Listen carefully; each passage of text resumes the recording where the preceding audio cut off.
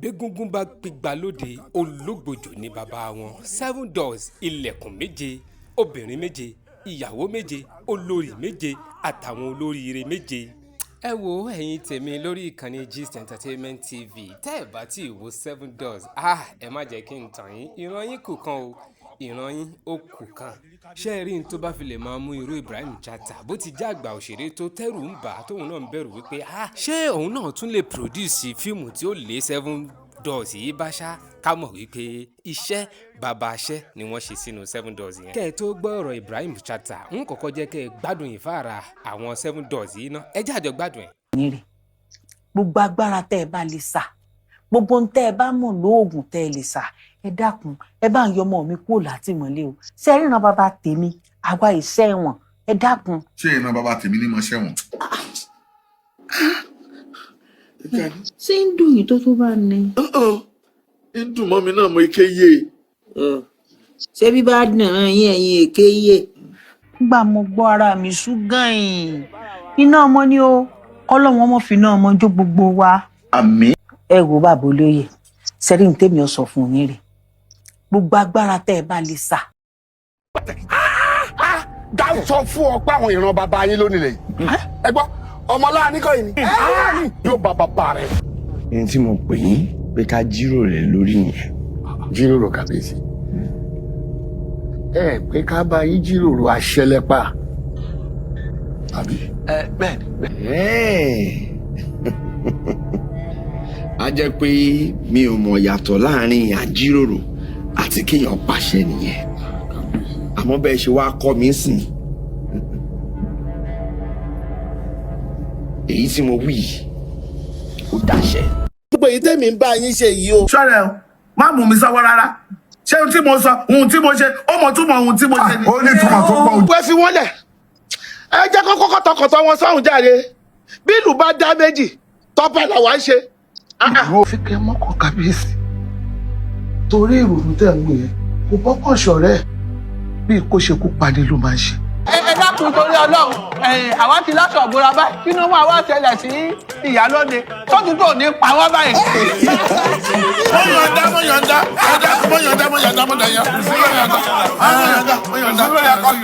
mo yọ̀ǹda ẹ wo ohun tẹ́ bá mọ̀ wípé a fẹ́ ṣe. Look, ọ̀ tàbọ̀. Take time. Ìwọ fẹ́ tàbọ̀, ìwọ ọ̀ ta ìbọn. fún àǹfààní ara yín náà ni. Mi ò gbà bẹ́rẹ̀! Àbí mi ò gbà bẹ́rẹ̀! Mi ò gbà bẹ́rẹ̀! Mi ò gbà bẹ́rẹ̀! àṣẹ àyín lọ bọ̀ lọ ń wa mọ́tò bí ẹni tí ọlọ́pọlọ. ẹwẹ tí ń ṣe ti pẹ́. irọ́ lọ pa. eléyìí lè máa fi ṣàṣemọ. irọ́ lọ pa. fẹ́. ṣùgbọ́n kábíyèsí. mo ní ẹ méjì pè ní kábíyèsí. Bó tiẹ̀ jẹ́ pé nínú wa báyìí, kábíyèsí ni yín. Nítorí pé bẹ́ẹ̀ ṣe jókòó tí mo rí yìí. Dípò fìlà tó yọ yẹn, adé ni mo rí títí oní. èmi rè kí ló dé wọ́n lè ń wá àwọn ilé onílé ọdẹ wọ́n là ń wá àwọn ilé onílé àbí à ń wọlé. ẹ wo àwọn tó jù wá lọ́wọ́ máa bá wa dá sí o. ká dá fún àwọn tó fẹ́ fẹ́ jọ sí i kò ní dá fún yín pọ̀. kábíyèsí olóyè ọ̀tún ṣé mo béèrè lọ́wọ́ yín ni sẹ́yìn ni DPO ni abẹ́ tútù jóye DPO mọ́ yóò tún tẹ̀ ń jẹ ni. ogun ni wọ́n bẹ̀ lọ́wọ́ ẹ̀ sí ogun lákàyè sí mọ́lẹ̀ olómi lẹ́bẹ̀. lànà ogun lànà bàbá bí a fi sùúrù yanjú. bàbá a lè fi sùúrù yanjú eléyìí o ogun lákàyè ni wọ́n bẹ̀ lọ́wọ́ ẹ̀ sáwọn olóyè àjẹgúdújẹrá yìí ogun bàbá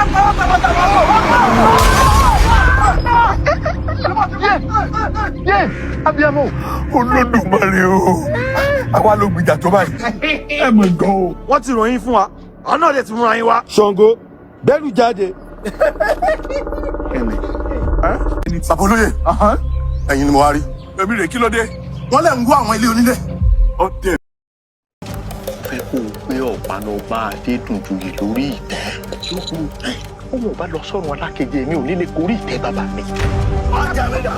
ẹ wò ó gbà mo ò tán bá a ńṣe ni kẹ́ ẹ lọ wò ó lórí Netflix ó yá ẹ jẹ́ ká gbọ́ ohun tí Ibrahim Chatta tó wí àmọ́ ẹ má gbàgbé o láti click lórí subscribe button kẹ́ like kẹ́ share kẹ́dẹ̀ rántí drop comment yín kí lẹ rí sí 7DOORS yìí bó ló ti rí lọ́dọ̀ tí yín. Tọ́pẹ́ Adébáyọ̀ nǹkan ti ṣe yín nǹkan ṣe yín. How can you guys do this? everybody in the film. Èmi ò rí ẹnìkan tó ṣàyẹ̀ tí ó ṣe dá. Everybody. Àwọn èèyàn wá act. Gabriel. You know, I'm a fan of Gabriel for a very long time. Yes. I'm a fan of all of you, my colleagues. So ẹ má ṣì mí gbọ́, ẹ má mú mi lóhùn. wàhálà ìbẹ́ẹ̀ bá ti wo 7DOORS yìí ìran yín kò kàn ẹ jẹ́ àjọ máa gbádùn fàrà 7DOORS yìí lọ ó dùn. sórí tó sọ yẹn kò tó bẹ́ẹ̀. bẹ́ẹ̀ni. àná ò tó bẹ́ẹ̀. ẹni pé mo tó bẹ́ẹ̀ ṣé ẹ lórí yóò pè ní.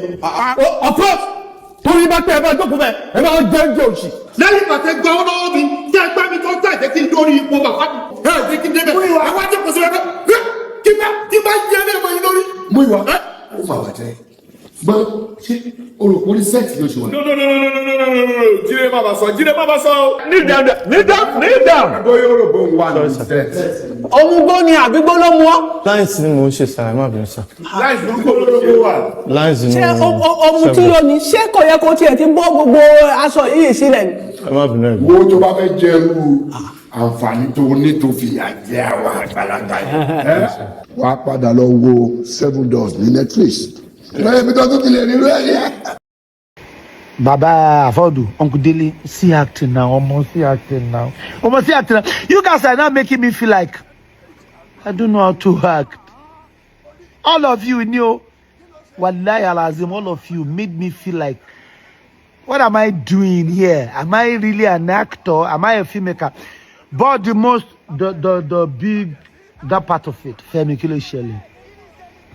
The thing where all of us they manage, somebody go come, go do your own, small. Another person go come, you go can't do. Femi, why did you raise this bar so high?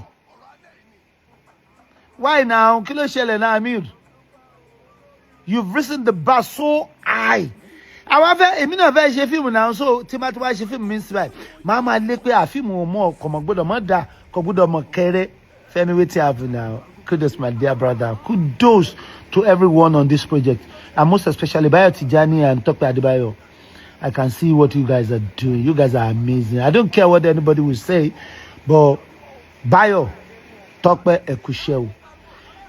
And you guys, both of you and Femi, your director, must know that there is no short telecoin. There is no ID, and all the technical crew. Well done. Kudos to all of you. So I want you guys to know, the people behind the camera, you guys are amazing. Like I always tell people, like I always say, always say to you guys are amazing. And in the magic go, magic can happen. But I must tell you, consider short coin, consider short design. All these actors tell you, well, that's beautify, well, that's be for you. So kudos to everyone, the technical crew, the actors. You guys, all of you are did yourself. But Femi Adebayo, Kilo Shelley, take it easy on us now.